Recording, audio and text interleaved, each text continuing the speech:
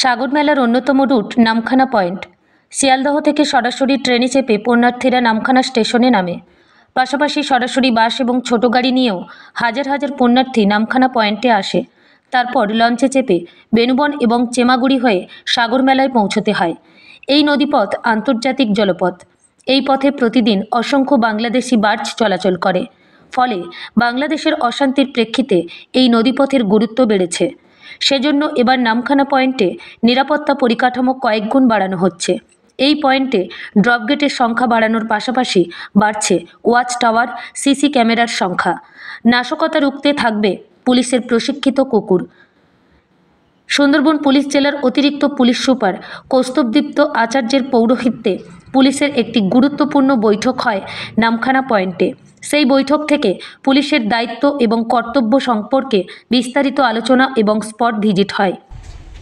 কেন এই binding officer ডিউটিটা আছে, এটার কারণটা হচ্ছে যেটা আমাদের এসপি স্যারের বক্তব্য। আমি ধরে নিচ্ছি আমাদের এখানে বাইরের থেকে প্রচুর অফিসার ফোর্স গঙ্গাসাগরের ডিউটি করতে আসে। আমি ধরে নিচ্ছি কোনো কারণের জন্য এবছর বাইরের থেকে কোনো একজন অফিসার বা কোনো একজন ফোর্স আসতে পারলো না। সেই অবস্থায় কি আমাদের মেলা হবে না? নিশ্চয়ই হবে।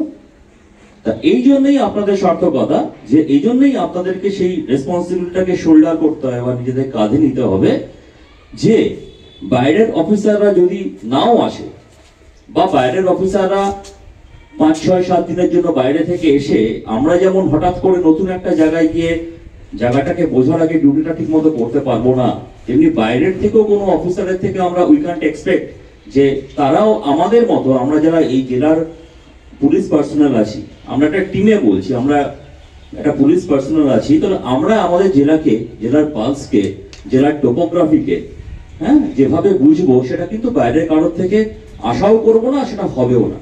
এই পয়েন্টের দায়িত্বপ্রাপ্ত পুলিশের নামের তালিকাও ঘোষণা করা হয়। আপনারা জানেন যে আগত 2025 সালের গঙ্গাসাগর মেলা শুরু হতে চলেছে এবং সুন্দরবন পুলিশ জেলার পক্ষ থেকে মাননীয় পুলিশ সুপার ডক্টর কোটেশ্বর রাও আইপিএস স্যারের নেতৃত্বে সুন্দরবন পুলিশ জেলার প্রত্যেকটি পুলিশ অফিসার এবং ফোর্স অনেক আগে থেকেই গঙ্গাসাগর মেলার প্রস্তুতি গ্রহণ করে চলেছে। আজকে নামখানা সেক্টরের একটা স্পট ব্রিফিং ছিল। এই স্পট ব্রিফিংয়ের মূল উদ্দেশ্য হচ্ছে যারা যারা এখানে এই বছর ডিউটি করবে তাদেরকে একটা সম্যক একটা জ্ঞান দেওয়া, সম্যক একটা চিত্র তুলে ধরা যে তাদের ডিউটিটা কি হতে চলেছে।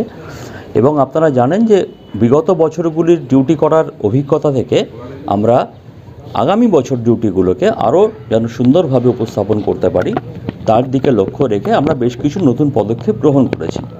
যেমন নামখানা পয়েন্ট সেক্টরে আমরা বেশ কিছু স্ট্র্যাটেজিক পয়েন্টে ড্রপ গেটের সংখ্যা বৃদ্ধি করেছি। এটার অর্থ হচ্ছে ড্রপ গেট বৃদ্ধি করলে পুণ্যার্থীদের যে চাপটা কোনো একটি নির্দিষ্ট ড্রপ গেটের ওপর আগে পড়তো, এখন সেই চাপটা অনেকগুলো ড্রপ গেটের ওপর অল্প অল্প করে ভাগ হয়ে যাবে। এটা আমাদের সিকিউরিটি অ্যাঙ্গেলে একটা ভালো দিক।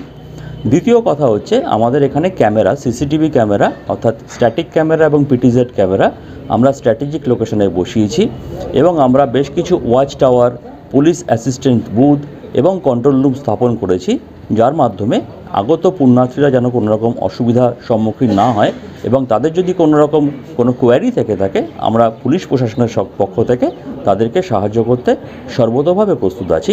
এবং এবছর মেলার গুরুত্বকে মাথায় রেখে আমরা স্নিফার ডগ, আমরা ড্রোন এই জাতীয় অত্যাধুনিক ব্যবস্থাও গ্রহণ করেছি যাতে করে মেলার সেফটি এবং সিকিউরিটিকে এনশিওর করা যায়। গঙ্গাসাগর মেলাকে কেন্দ্র করে যে বাইরের পুণ্যার্থীরা আসে সেখানে প্রচুর পরিমাণে চুরি এবং ছিনতাইয়ের ঘটনা ঘটে, সেটা নির্মূল করতে বিশেষ কি পদক্ষেপ? আমরা প্রতি বছরের মতো এবছরও যে বেসিক আমাদের অ্যান্টি স্ন্যাচিং একটা টিম তৈরি করা আছে, উইনার্সের টিম বেশ কিছু তৈরি করা আছে যারা মহিলা আমাদের পুলিশ বাহিনী বিভিন্ন জায়গায় টহল দেবে।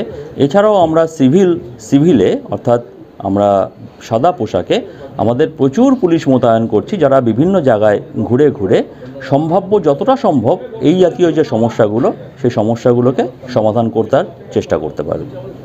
নামখানা থেকে রবীন্দ্রনাথ পড়ুয়ার report, Sundarban green news. Sundarban green নিউজের সমস্ত খবর সবার আগে পেতে আমাদের চ্যানেলটিকে সাবস্ক্রাইব করুন এবং পাশে থাকা নোটিফিকেশনের বেল আইকনটি বাজিয়ে দিন।